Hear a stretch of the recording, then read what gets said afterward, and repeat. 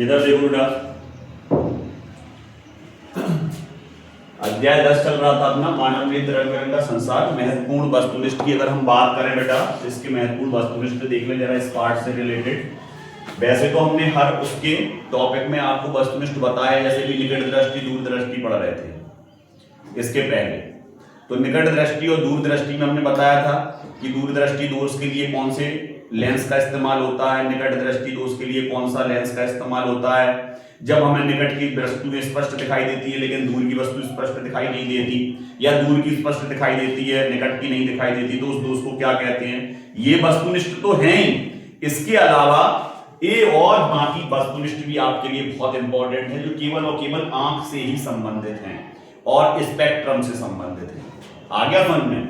अब यहां पर मेन आपके दो ही हैं, एक स्पेक्ट्रम रंग बिरंगा संसार मतलब स्पेक्ट्रम वर्णक्रम बोलते हैं इसको, और एक मानव नेत्र। ये दो ही टॉपिक हैं आपके। सबसे पहले वो ये पूछ रहा कि जो आपका इंद्रधनुष बनता है आकाश में, वो इंद्रधनुष बनने का मेन कारण क्या होता है? तो उसको बोलते हैं वर्ण विक्षेपण। उत्तर होता है उसका वर्ण विक्षेपण। अब प्रकाश का वर्ण विक्षेपण को कहते हैं, प्रकाश का अगर वर्ण विक्षेपण हो रहा, कोई प्रकाश किरण किसी प्रिज्म में से होकर गुजर रही या पानी की बूंद में से होकर गुजर रही और वो 7 रंगों में बट जा रही, तो उसको हम क्या कहते हैं? उसको हम वर्ण विक्षेपण कहते हैं, और उसी को हम क्या कहते हैं? स्पेक्ट्रम।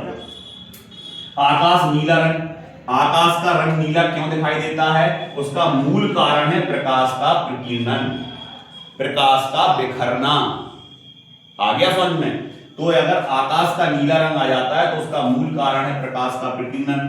प्रिज्म के दो, ये हम पढ़ा भी चुके पहले, इसके पहले आप पिछले वाले उसमें वीडियो में देखोगे जहां अपन ने प्रिज्म को पढ़ाया था, अंतरफलक कोण पढ़ाए थे।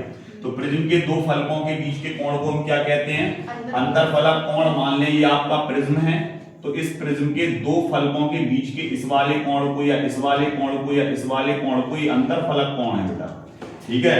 अब बात करते हैं वर्ण विक्षेपण होता है किसके द्वारा होता है, देखने को मिलता है, हमें कैसे देख सकते हैं? इसको प्रिज्म के द्वारा देख सकते हैं हम। स्पेक्ट्रम में सर्वाधिक विचलन किस रंग में दिखता है?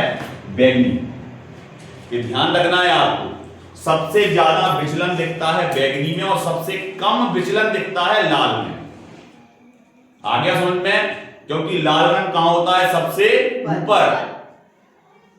ध्यान रखोगे, स्पेक्ट्रम में सबसे ऊपर लाल और सबसे नीचे बैगनी। तो विचलन सबसे ज्यादा दिखेगा बैगनी में और सबसे कम दिखेगा लाल में। नेत्र का कौन सा भाग दान किया जाता है? कॉर्निया। ध्यान रखोगे इसको हमेशा, स्वच्छ मंडल बोलते हैं हिंदी में उसको। आंख का रंगीन भाग, सबको पता है आंख की पुतलियां अलग अलग रंग की होती हैं, तो आंख की जो पुतलियां अलग अलग रंग की होती है उस रंगीन भाग को हम कहते क्या हैं? उसको बोला जाता है परितारिका। आंख के बीच में एक छिद्र होता है, उस छिद्र को हम क्या बोलते हैं? पुतली। मानव नेत्र में जहां से प्रकाश आंख में प्रवेश करता है उसे क्या बोलते हैं? हम कॉर्निया बोलते हैं। ध्यान रखोगे इसको। और वही कॉर्निया ही हमेशा दान किया जाता है। क्लियर? तो जहां से प्रकाश प्रवेश करता है वो कॉर्निया दान करने वाला भी है। आंख की न्यूनतम स्पष्टतम दूरी कितनी होती है? 25 सेंटीमीटर से ज्यादा।